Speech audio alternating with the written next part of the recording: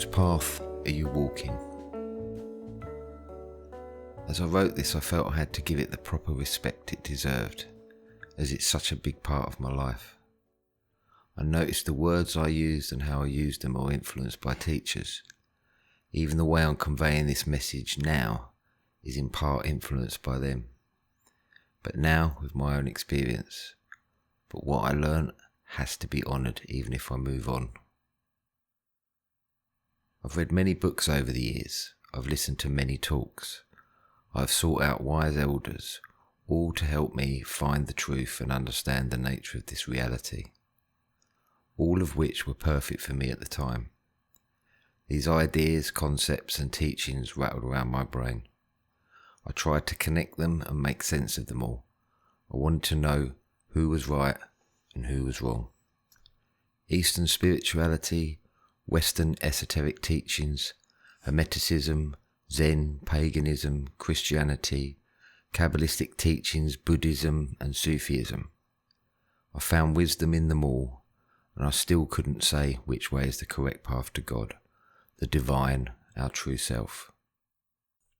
Well, that's not actually true, as we're all the direct path to God. What all these teachings have taught me is my direct experience is the only way.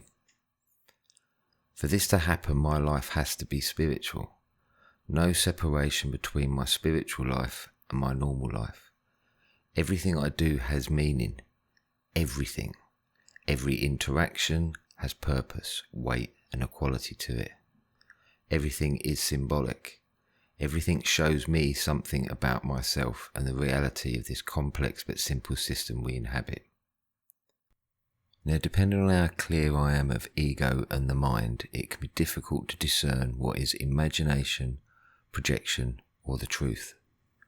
I've made many mistakes in this regard, but this is a necessary and required part of the process for these ideas, concepts to be embodied and felt.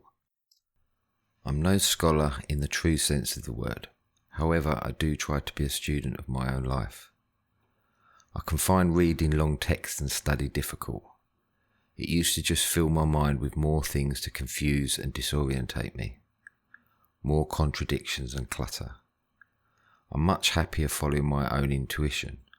I tend to read or hear a short text from a resource and just test it out. Does it work? Does it improve my life and everyone's around me? Does it reveal a deeper truth? If it does, then deeper understanding is then my desire. Then the study for me becomes easy. Over the years I've had to say goodbye to some great teachers as I could no longer follow what they now teach. They had once held me in love and truth and taught me so much. This was hard, harder than I first thought to let some of them go. I was angry for a time, lost and frustrated to find myself back on my own. It can bring an awful lot into question. Having to find the truth within is destabilising.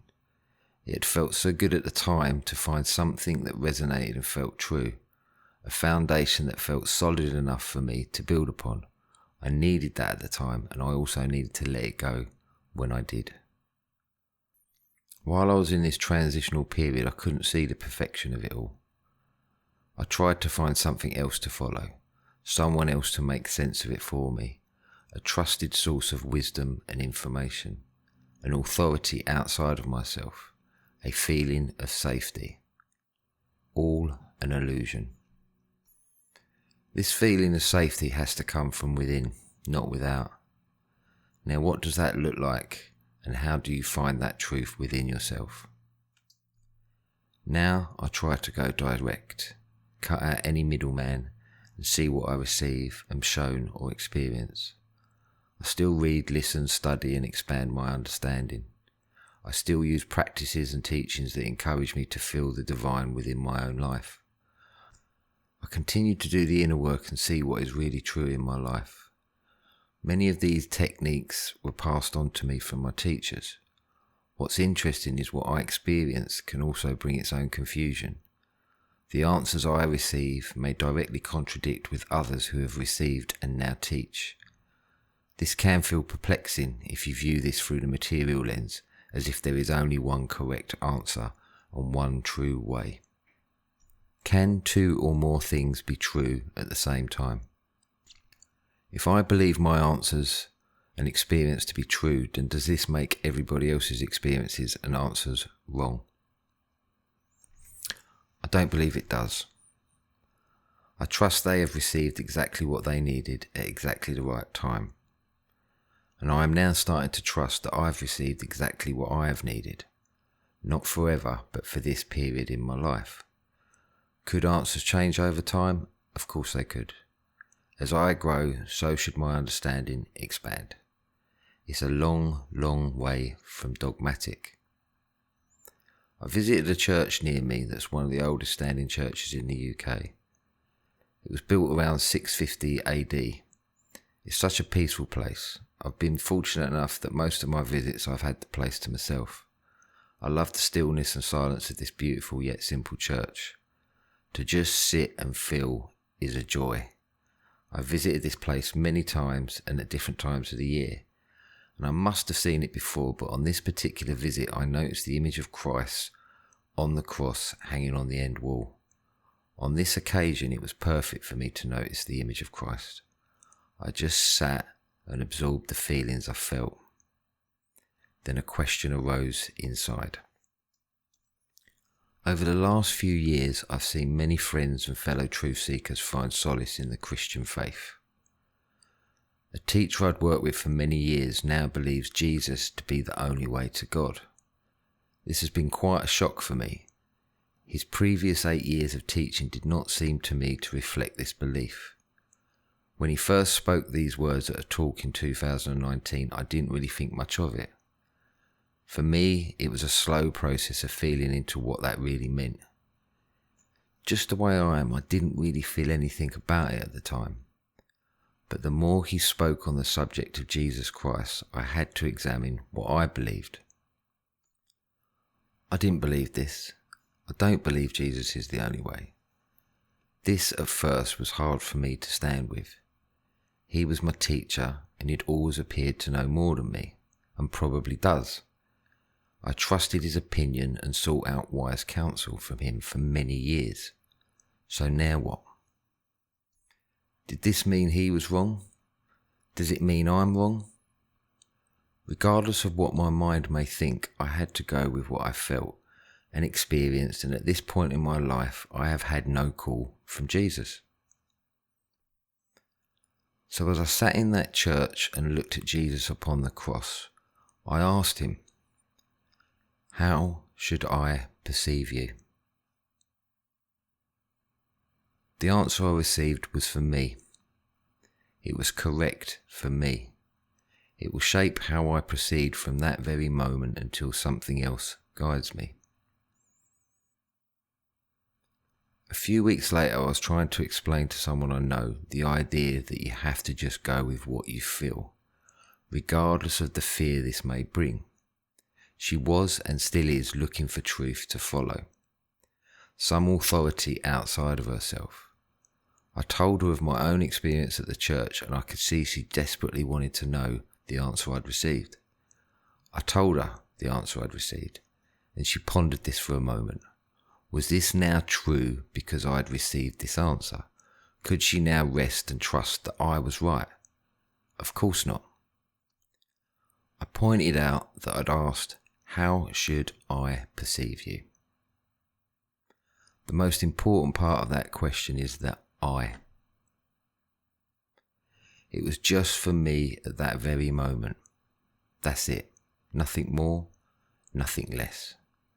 I can only act on what I feel and receive. This, to me, feels as stable as it gets. I know for me and no one else. Are there universal truths? Yes, I believe there are. But when it comes to matters of faith and knowing, then you are on your own. A good friend of mine, while seeking different, spiritual guidance, was once told, don't think I can help you. It's all bushwhacking from here. And I think that's true. We have to carve and make our own paths. It reminds me of the Oracle in the Matrix films, when Neo visits the Oracle to find out if he is the One. The Oracle explains to him that he's not. To me, this is one of the most important messages of that film. The Oracle knew he was, but told him he was not. Did she lie? He asked, and that's what he received at that time. It's what he needed to hear then. Later events would not have unfolded as they did without this present belief.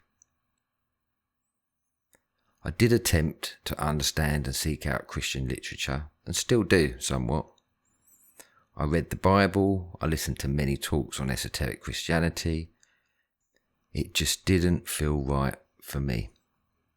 For me.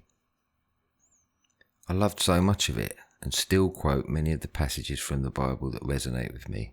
It's beautiful. C.S. Lewis is now one of my favourite authors. I keep banging on about how good his books are and his view on all the beautiful things within the Bible. If I was to choose to take on the Christian beliefs of my teacher or any other belief of anyone else, then that would be out of fear. Fear that I didn't know.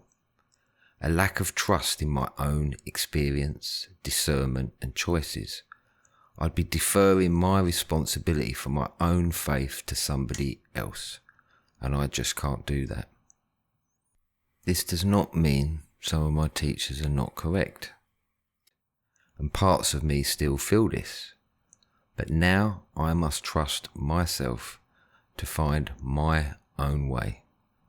As scary as this may be at times, it's the best way I know and interestingly have been taught.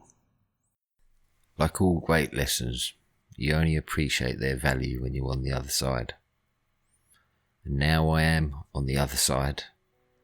I am grateful and excited to see where my path leads me. Thank you for listening.